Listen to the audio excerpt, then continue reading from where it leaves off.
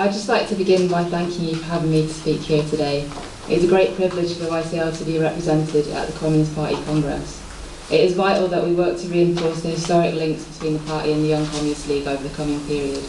The existence and growth of the YCL is vital. It is the future of the party. On behalf of the YCL Executive Committee, I extend our fraternal and sororal greetings to you and wish you success with this Congress. It is important to have a comradely yet full and frank debate about the future direction of our party and its ability to influence the labour movement. Here we will forge a consistent line based on analysis of the material situation we face. We must leave Congress prepared to defend the line taken at Congress.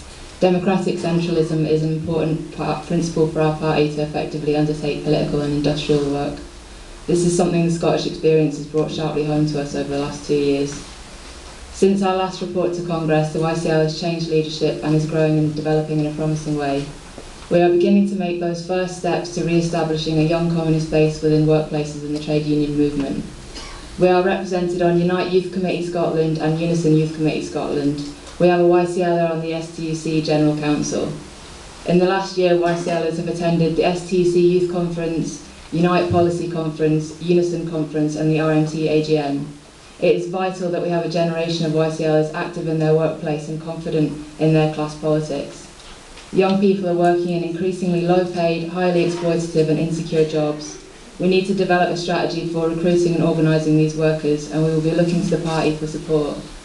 We need a strategy that empowers young people rather than merely attempting to shame employers into granting better pay and conditions. We need a strategy to challenge the partnership agreements between capital and labour, which seek to bypass the union and negotiate directly with individuals. These agreements undermine the collective and democratic nature of our labour movement and our ability to organise and fight back. At our last Congress, the YCL concluded that the EU's attack on democratic rights, especially employment and legal rights, places on the trajectory towards the open dictatorship of finance capitalism and therefore the resurgence of fascism in Europe. The crisis which has engulfed Ukraine over the last 12 months has unfortunately proved this analysis to be correct. And the fascist attack on the Ukrainian trade unions and progressive organisations, the Communist Party of Ukraine and the working class and minorities has been devastating. The YCL is deeply concerned by these events and wish to offer solidarity. We liaised with the RMT, domiciled communist parties and young communist organisations to call the first demonstration against the EU-US-backed fascist coup in Ukraine. This led to the set-up of the group called Solidarity with Anti-Fascist Resistance in Ukraine. The YCL and the Communist Party are now on the steering committee of this organisation. The keener-eyed among you will have noticed that the YCL has re-established its website and set up Twitter and Facebook accounts to reach out to young people, agitate and advertise meetings and events. After a hiatus, we have had a number of issues of challenge produced this year aimed at demonstrations and conferences. The YCL also organised a summer camp in the Peak District. It was attended by YCL members from across Britain. Despite the driving rain all weekend, we were able to have education classes and climb Kinder Scout and reflect on the YCL's legacy as well as its future. What happens at camp stays at camp, but I would like to extend my apologies to Midlands District for trashing their gazebo. These developments, you will agree, are positive. However, we are clearly not at a point of critical mass and much more work needs to be done. Our membership remains small and our base of active or reliable YCL members is even smaller. Too often the burden of work falls on a few people. We need to increase our membership and we need to develop a proper base at universities and reach out to students in schools. We also need to insist on consistency and discipline, a problem which is not limited to the YCL, I might add. The ruling class assault on our class has been vicious and overwhelming. The scale of attack on young people has been unprecedented. University is now prohibitively expensive for many working class families. Those graduating with tens of thousands of pounds worth of debt are discovering that there's little hope of finding a job.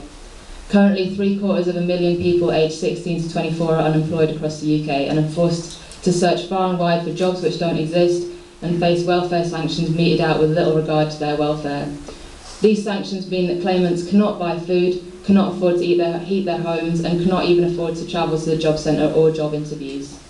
One of the most disgraceful and cruel outcomes of this coalition government's attempt to destroy the welfare state is the huge number of food banks springing up across Britain to cope with the poverty families are facing. In the last year, 1 million people have had a 3-day emergency supply of food from the food banks. As the welfare state is rolled back, it is women who are picking up the pieces. It is women who are paying through pay freezes and benefits cuts, and it is women who suffer when access to domestic violence centres is withdrawn. Despite this, women are underrepresented in our party. This needs to be addressed as a matter of urgency.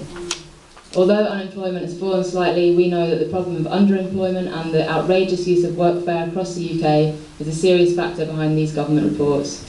Approximately 1.5 million people are working part-time because they can't find full-time work.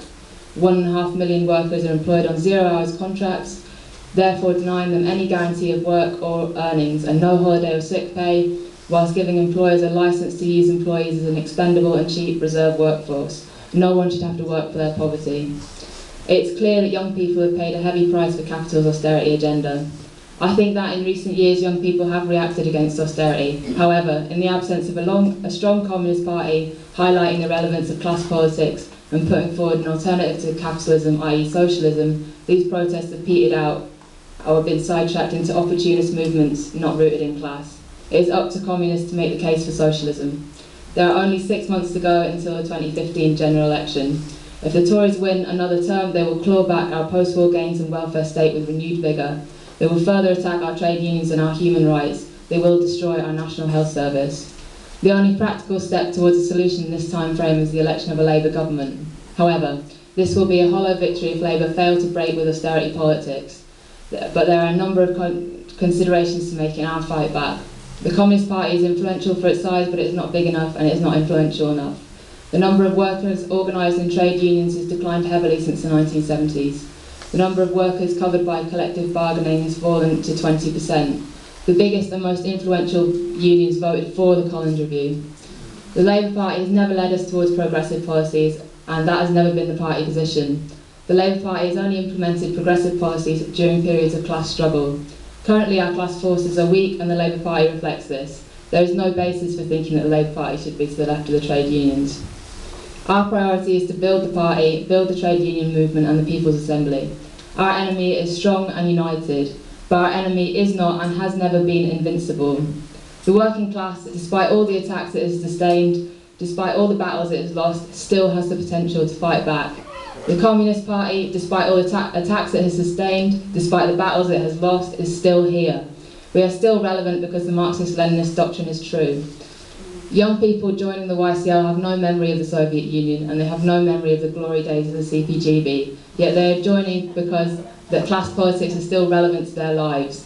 I'll finish by saying that we must promote class politics in our party.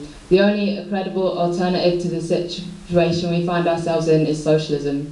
The ruling class know this, but it's time that the working class knew this too. Once again, I wish you best of luck with the Congress and onwards to victory, comrades. Yeah.